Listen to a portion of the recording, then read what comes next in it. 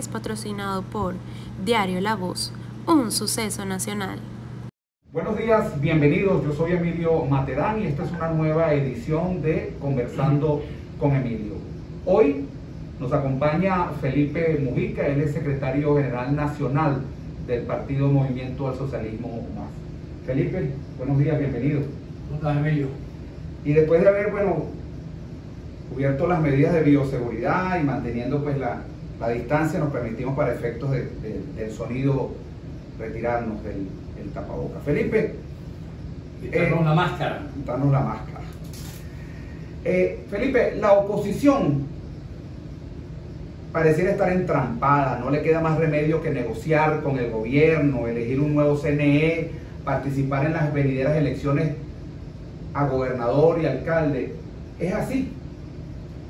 ¿Sabes que el tema de la oposición forma parte de un debate que alguna vez habrá que hacerlo en Venezuela sobre esta etapa política, estos veintitantos años que tenemos ya de gobiernos autoritarios, de gobiernos identificados con el chavismo, en donde con toda seguridad, cuando ese análisis se haga, vamos a sacar una conclusión, vamos a participar en eso, que una buena medida, la permanencia por tantos años de gobierno chavista tiene que ver con los errores que ha cometido la oposición. Después de la elección del 6 de diciembre, donde la oposición fue en los términos que ya señalamos, dividida, cometiendo nuevamente el error de ir de esa manera, porque se asume algo que creo que es compartido por la mayoría del país, que la solución tiene que ser una solución política, pacífica, democrática, electoral.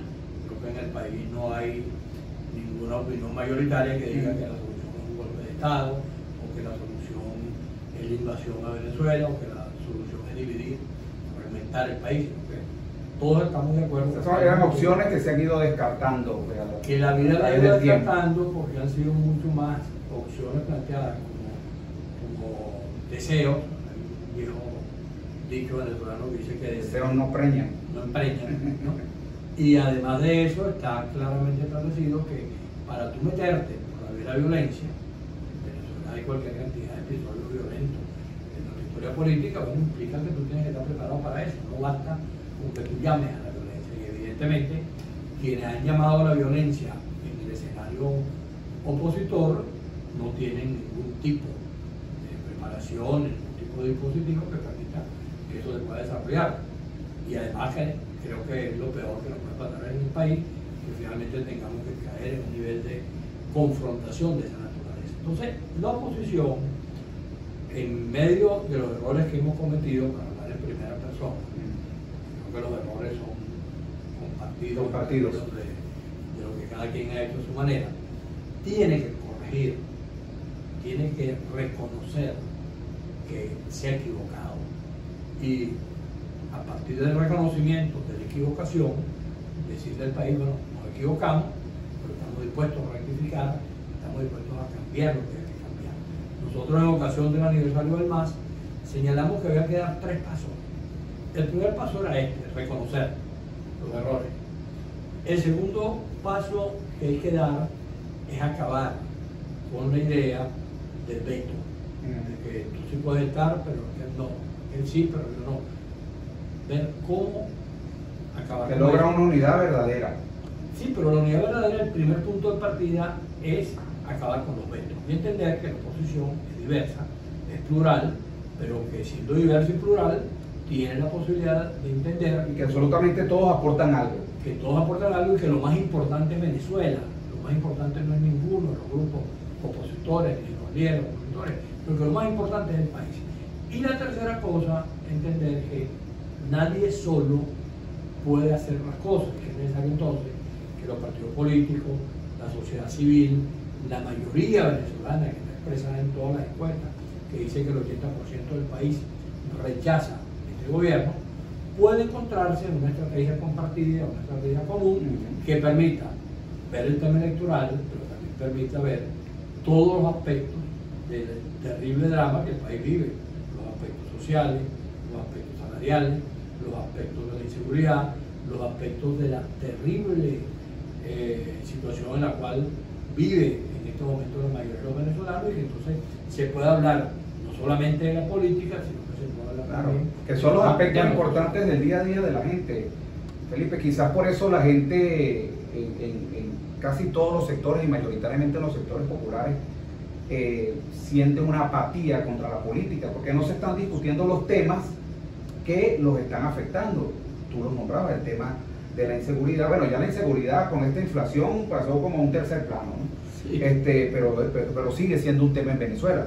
La inseguridad, el costo de la vida. Ahora aquí hay una inflación en dólares que los expertos no la llaman inflación en dólares, pero al final tú vas a comprar un kilo de jamón y mañana o la semana que viene te vale más dólares, ¿no? Y una serie de problemas que están afectando al común y corriente, a la gente de a pie, como se le dice coloquialmente, mientras discutimos si hay elecciones, si no hay elecciones, si son a gobernadores, si incluyen los alcaldes. Entonces hace falta un poco de eso, ¿no? De traer la conversación al plano terrenal. Sí, pero también es necesario que claramente se le diga a esa parte del país que cree que la política es un tema secundario frente a lo que son los grandes conflictos que tienen los venezolanos, que pueda asumir con claridad que también hay una responsabilidad de los ciudadanos en el acto político. Comentábamos hace un rato que en un país que tiene mucho que ver con Venezuela, que son los Estados Unidos, ellos hace 4 años atrás hicieron una escogencia y nombraron un gobernante autoritario que finalmente hizo lo que hizo con el gobierno de ese país, y ellos mismos ponderaron que ese gobernante había que cambiarlo, y lo cambiaron con la participación de los ciudadanos. No fue que el Partido Demócrata se convirtió en un superhéroe, no. Los ciudadanos norteamericanos llegaron a la conclusión de que había que cambiar a turno y votaron masivamente por el otro candidato, y la idea quedó electo presidente de los Estados Unidos. Aquí en Venezuela hay que asumir exactamente lo mismo. Los ciudadanos no pueden eludir su responsabilidad. Es verdad, los políticos nos hemos equivocado, hemos cometido errores, seguramente la comunicación entre los ciudadanos y los políticos no es la mejor, pero también los ciudadanos debemos asumir todos que es necesaria la participación. Y esa participación, por supuesto, parte de la idea de que yo te convoque para algo que efectivamente tenga destino. ¿Qué pasó el 6 de diciembre? Bueno, que lo que parecía importante, que era la participación, se diluyó como producto de la división de la oposición. Entonces, corregir el error de la división tiene que tener como contrapartida de parte de los ciudadanos la decisión de participar masivamente para buscarle una salida como la que se ha construido en el resto de América del Sur. Si tú revisas hace 10 años atrás, la mayoría de esos países tenían gobiernos distintos, y sin embargo, producto de decisiones políticas de los partidos, de los políticos y de los ciudadanos, que fueron cambiando gobiernos de centro, de derecha, de izquierda, y todos esos países, salvo Colombia, han tenido cambios fundamentales en el esquema político. Solamente en Venezuela no hemos podido terminar de armar lo que la política permite que se haga. ¿Qué ha faltado en la oposición, Felipe, para que se entienda que tú me lo decías una vez, que una cosa es que te dividan y otra cosa es que tú te dejes dividir? La oposición se ha dejado dividir en todos sus planos.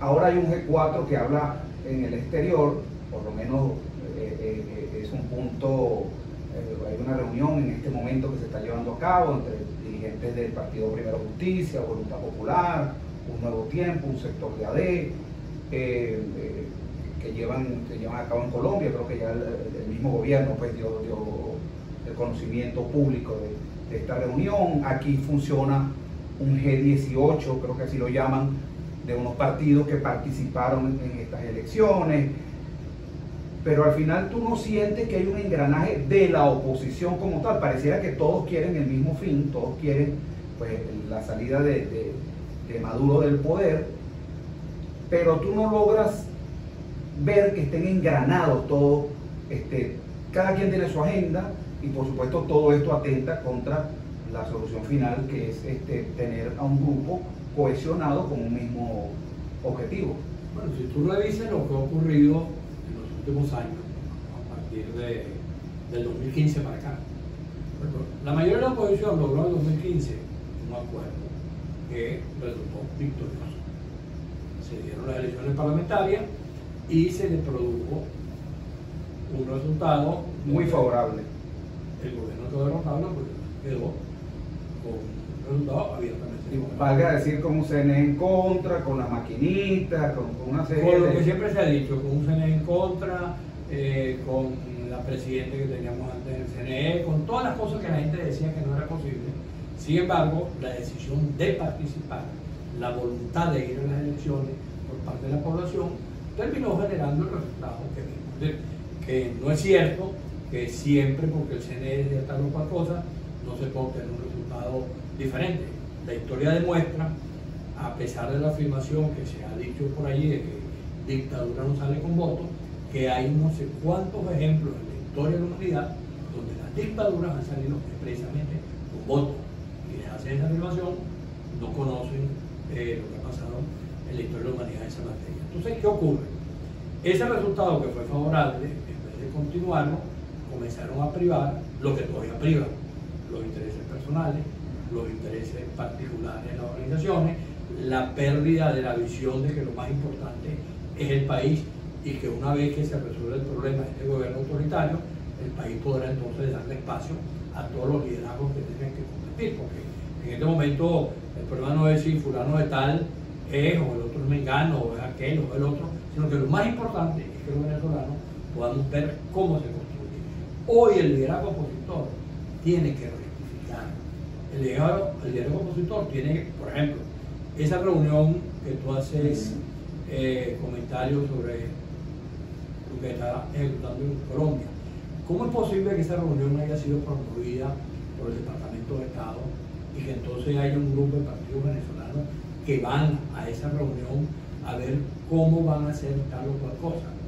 Mira, yo creo que si algo nosotros tenemos que resaltar es que el problema de Venezuela tenemos que resolverlo los venezolanos y que la solidaridad internacional vendrá después que vean en Venezuela una clara voluntad de resolver el problema. Tú ves, por ejemplo, lo que ocurrió con Guaidó. Guaidó hace 2 años decidió que se nombraba presidente interino. Algunos le advertimos, eso es un error, no cometan ese error. Y le dimos incluso una frase directa.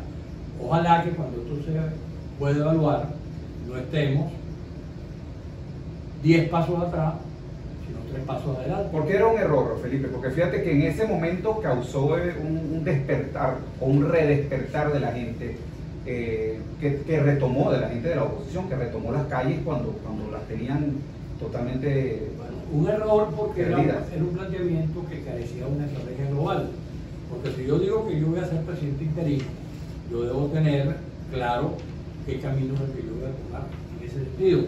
Cuando yo digo soy presidente interino, asumo una cantidad de responsabilidades que se sabía de antemano que no pueden ser cumplidas porque no tenía cómo hacerlo, porque había un gobierno concreto, un gobierno el de Maduro, que tenía en sus manos lo que ya sabemos. Bueno, comenzaron las acciones del gobierno interino, lo de Cúcuta, después vino la acción de Altamira, y así sucesivamente, y todas esas acciones, ninguna tenía la fuerza suficiente como para poder concretarse. Hubiese sido mucho más conveniente que Guaidó se hubiese colocado al frente de la oposición venezolana, hubiera cohesionado toda la oposición con un planteamiento que hubiera permitido seguir la ruta electoral que se había desarrollado. Eso se lo planteamos nosotros desde el MAS en distintas oportunidades, pero siempre lo que había era la intención de un planteamiento que vuelve a valer el dicho o el refrán que comentamos hace un rato, que deseos no empreñan. Yo le vendo fantasías a la gente, vendo posibilidades que no existen, vendo lo que yo creo que va a pasar, pero finalmente no ocurre absolutamente nada de eso. Y al final, como lo señalaba, en vez de estar 3 pasos adelante, creo que Guaidó quedó colocado no 10, sino por un desfiladero que aún no ha terminado, porque simplemente lo que parece imposible de haberlo votado se votó. La fuerza que tenía Guaidó, como tú lo has señalado, en el momento en que se proclama presidente interino, era muy importante. ¿Dónde está Guaidó ahorita? ¿Cuál es la opinión que tiene la sociedad venezolana sobre esa gestión política? Totalmente negativa. Ahora, eso no solamente Guaidó. Usted pone a revisar los resultados electorales y las valoraciones que hay desde el punto de vista partidista con la sociedad y la ruptura general. Yo hago un ejemplo que lo utilizo permanentemente. Entre todos los que estamos aquí, yo pudiera preguntar, ¿quién sabe cuáles son los nombres de los gobernadores que hay en este momento en el país? Nadie pasa de saber 4 o 5. ¿Alguien sabe quiénes son los parlamentarios? Nadie los conoce. ¿Alguien sabe quiénes son los alcaldes? De casualidad los conoce la familia. Y así sucesivamente ocurre con los sindicatos, ocurre con toda la estructura política del país, que es desconocida.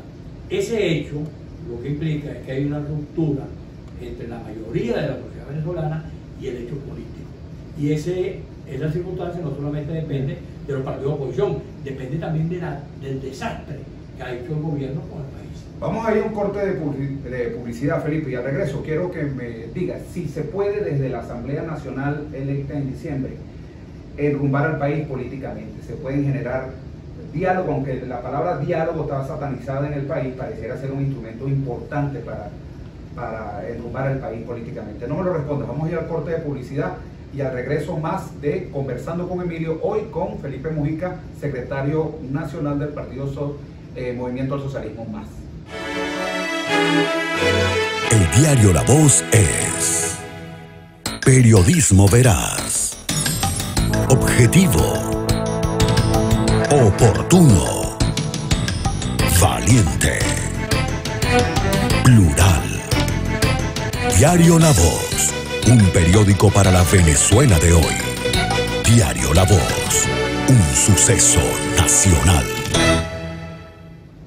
Estamos de regreso conversando con Emilio, hoy con Felipe Mujica, secretario general nacional del partido Movimiento al Socialismo Más.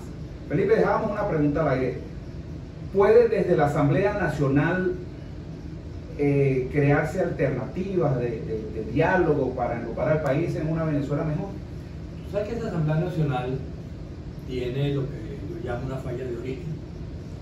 Es que el gobierno, seguramente también por errores cometidos en el campo opositor, terminó estructurando una Asamblea Nacional que, como todo el país lo ha visto, no se corresponden los votos obtenidos por el gobierno con la representación. El gobierno sacó el 68% de los votos y el gobierno tiene el 92% de la Asamblea. Eso es absurdo en cualquier parte del mundo. Entiendo que tú introduciste un recurso contra eso en el TCO. Sí, no solamente un recurso, nosotros lo señalamos con la última reunión que tuvo la mesa de diálogo nacional, fue ese tema. Y a partir de allí hubo un desacuerdo entre la visión del gobierno, expresada a través de Jorge Rodríguez, y la visión que teníamos la mayoría de los opositores sobre la necesidad no solamente de que se elevara el número de parlamentarios, sino que también se estableciera el método. Como no hubo acuerdo sobre el método, se dijo que el CNE, una vez acordado el número, puede establecer el método. Eso no se cumplió.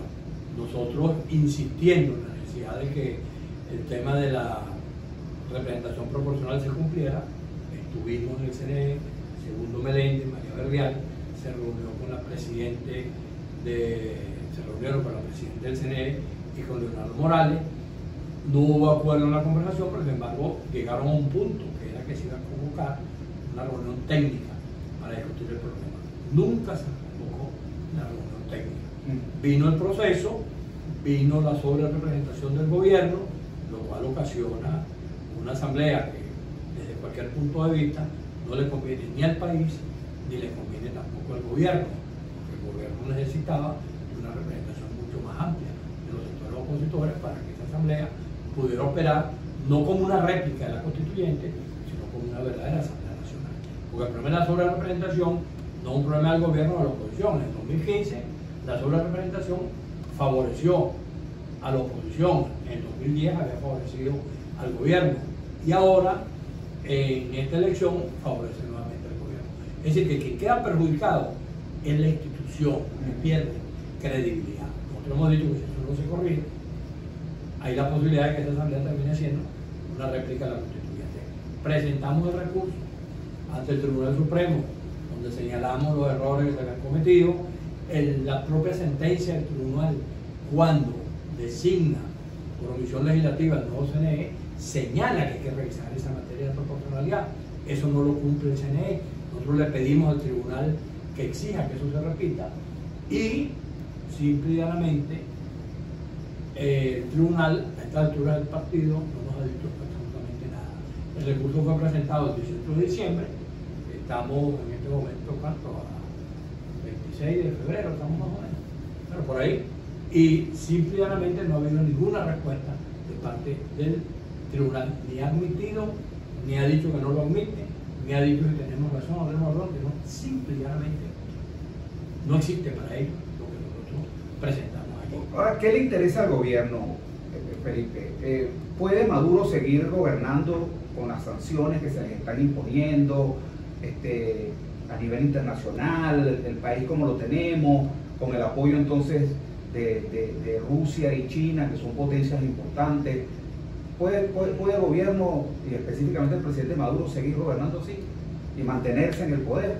Yo, como terminé de responderte la otra pregunta, y tiene que ver con lo que estás preguntando, el gobierno anunció, a través de Jorge Rodríguez, presidente de la Asamblea Nacional, que la primera cosa que iban a hacer era crear la comisión de diálogo, y que esa comisión de diálogo se iba a abocar a estructurar lo necesario para que el diálogo fuese con la participación de todo el mundo. Iba a hablar incluso de los partidos que participaron, los que participaron y tienen parlamentarios, los que participaron y no tienen parlamentarios, e incluso señalaron que los que no habían participado iban a estar en ese comité de diálogo. Bueno, de hecho han hablado con Fede Cámara y con Conce Comercio, que eran sectores con los cuales jamás habían hablado, lo cual es muy importante que lo hayan hecho. Pero todo el mundo sabe que la primera comisión que ellos debieron haber instalado era la política. Desde el 5 de enero que prometieron eso, a la fecha que estamos, no ha habido manera de que esa instancia, que es la Comisión Política de Diálogo, donde estén representados todos los sectores, se haya podido nombrar o designar. E incluso a estas alturas creo que se han suspendido una reunión que se iba a hacer en ese contexto en Mérida, una que se iba a hacer en Aragua, en Carabobo es la segunda que suspenden, precisamente para hablar del diálogo en las regiones. Algo debe estar pasando para que el gobierno no termine de asumir la tarea de designar ese comité político. Si ese comité político se designa, y ahí se establece algo parecido a lo que ocurrió en el año 2002, después de Carbonazo, que fue un comité de diálogo muy amplio, donde participó y lo coordinó y tuvo que ver Gaviria colombiano, donde tuvo el Centro Cárdenas, donde tuvo representado todo el pluralismo de la sociedad venezolana. Seguramente se podrá avanzar sobre la materia económica, la materia social, la materia del día a día de los venezolanos, el tema del salario, etcétera, porque todo el mundo sabe que la primera cosa que hay que resolver es la política. Y una vez que esos acuerdos políticos comiencen a operar, desde el exterior podrán ver que lo único que hay no es Guaidó y Maduro, sino que hay otro espacio político importante donde está el resto de la sociedad venezolana que sí tiene interés en buscar soluciones en Venezuela. El gobierno debería tratar de buscar la manera de crear rápidamente ese escenario, porque está comprobado que con la política de simplemente confrontar con Guaidó, no abrir otros espacios y de no permitir la amplitud, evidentemente la posibilidad de las negociaciones internacionales, el problema de levantar las medidas, de eso que acabo de ocurrir ahorita. Viene la Unión Europea y toma una decisión sobre un grupo de venezolanos de distintos matices, unos políticos, otros militares, pero ciudadanos venezolanos. Y la explicación es que ellos están favoreciendo o violentando los derechos humanos de los ciudadanos venezolanos. ¿Cuál es la respuesta del gobierno? Expulsa a la representante de la Unión Europea en Venezuela, le da 48 horas para que se vaya y agarra un grupo de parlamentarios que los inhabilita, que no cumplieron con el tema de la declaración jurada y los inhabilita. Y los inhabilita por vía Contraloría. Vía Contraloría, una cosa que no había ocurrido nunca en Venezuela y que claramente es una respuesta que ellos dan frente a lo que hace la Unión Europea. Ahora, ¿qué sentido tiene seguir manteniendo el país polarizado? Porque la pregunta que viene es esta: ok, yo castigo a este grupo de parlamentarios opositores que ya no son parlamentarios, entonces los castigo a la medida que lo digo, y viene la Unión Europea y me castiga no sé cuánto por aquí. ¿Y Venezuela dónde queda? ¿Dónde quedamos los venezolanos frente a ese paro de conducta que simple y llanamente por la vía de los intereses particulares, en un caso el propio padre Leopoldo López, que forma parte del Parlamento, dice que él es uno de los actores principales de lo que se ha logrado allí? Por otro lado, hay una reunión en Colombia convocada por el Departamento de Estado, y mientras tanto el gobierno aquí vuelve a la misma práctica de echarle la culpa de todo lo que está pasando a el enemigo externo. ¿Cuál es la propuesta del MAS? Si tú pudieras hacer una propuesta, inclusive para el gobierno y para la oposición, de los pasos 1, 2, 3, 4 que se deben de llevar a cabo para, como tú lo estás diciendo, poner al país primero y enrumbarnos hacia una Venezuela mejor, donde cada quien pues tenga su espacio en función de lo que el pueblo decida. ¿Cuáles serían los pasos a partir del próximo lunes, pues, si pudiera decirse de esa forma? El MAS tiene mucho tiempo hablando de diálogo y de reconciliación. Fue la primera organización en Venezuela que asumió el tema. En aquel momento nos dijeron cualquier cantidad de cosas, pero la vida, que es mucho más importante que lo que cualquiera esté pensando, demostró que el diálogo y la reconciliación es el instrumento para poder resolver los problemas. Entonces, el diálogo y la reconciliación hoy en Venezuela tiene una posibilidad, que es que desde esa Asamblea Nacional se pueda estructurar una comisión política que permita que a partir de allí se den los pasos necesarios. Nosotros hemos dado ya 2 declaraciones exigiéndole de manera directa a Jorge Rodríguez, presidente de la Asamblea y presidente de la Comisión de Diálogo, que termine de designar el comité político.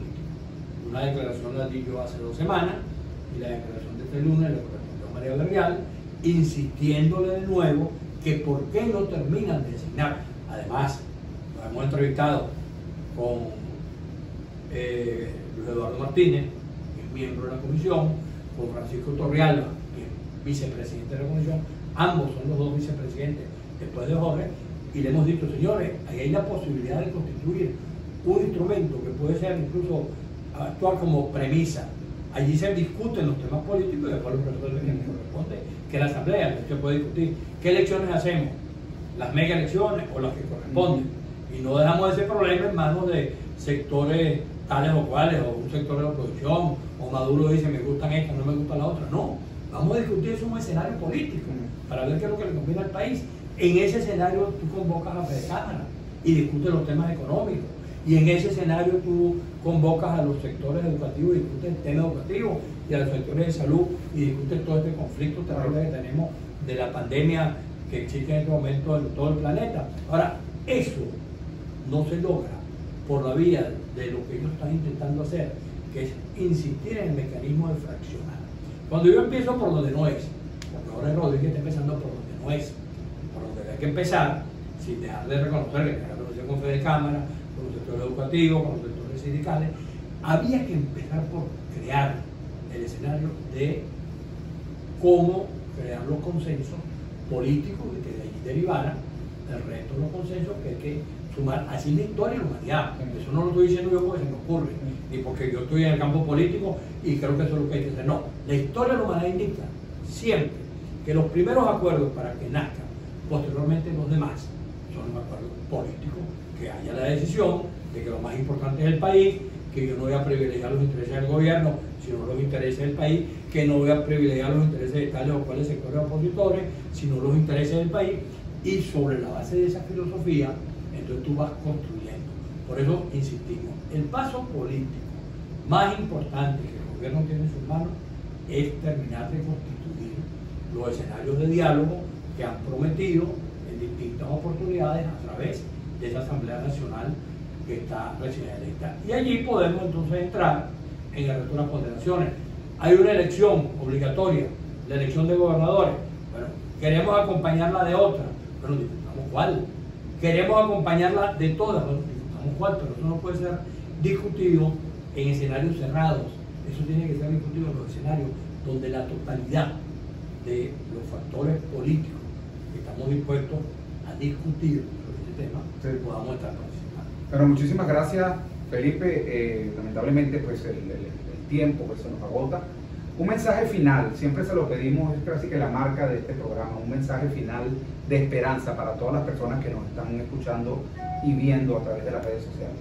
Yo creo que lo más importante es que los venezolanos ponderemos que hoy más que nunca lo que es más importante es Venezuela y que todos tenemos la responsabilidad en tratar de ver cómo darle soluciones a los conflictos que tiene Venezuela. Como lo dijimos en el programa, hay responsabilidades de los políticos, hay responsabilidades del gobierno, hay responsabilidades de los ciudadanos, hay errores que se han cometido en todos los sectores. Hoy tenemos que hacer un llamado a que todos nos sintamos responsables de lo que hay que hacer. No podemos dejar que el país se pierda, no podemos dejar que el gobierno haga lo que le dé la gana y no podemos dejar tampoco que los sectores opositores nos equivoquemos sin que haya de parte de los ciudadanos la disposición de contribuir a corregir esos errores y a tratar de hacer las cosas como tienen que ser en términos de trazar estrategias que nos conduzcan hacia una salida pacífica, electoral, democrática y constitucional a la crisis que tenemos los venezolanos. Muchísimas gracias. Felipe Mujica, secretario general nacional del partido Movimiento al Socialismo Más. Con esas palabras pues nos vamos, recordándoles que semanalmente pues tendremos una nueva edición de Conversando con Emilio. Chao, chao.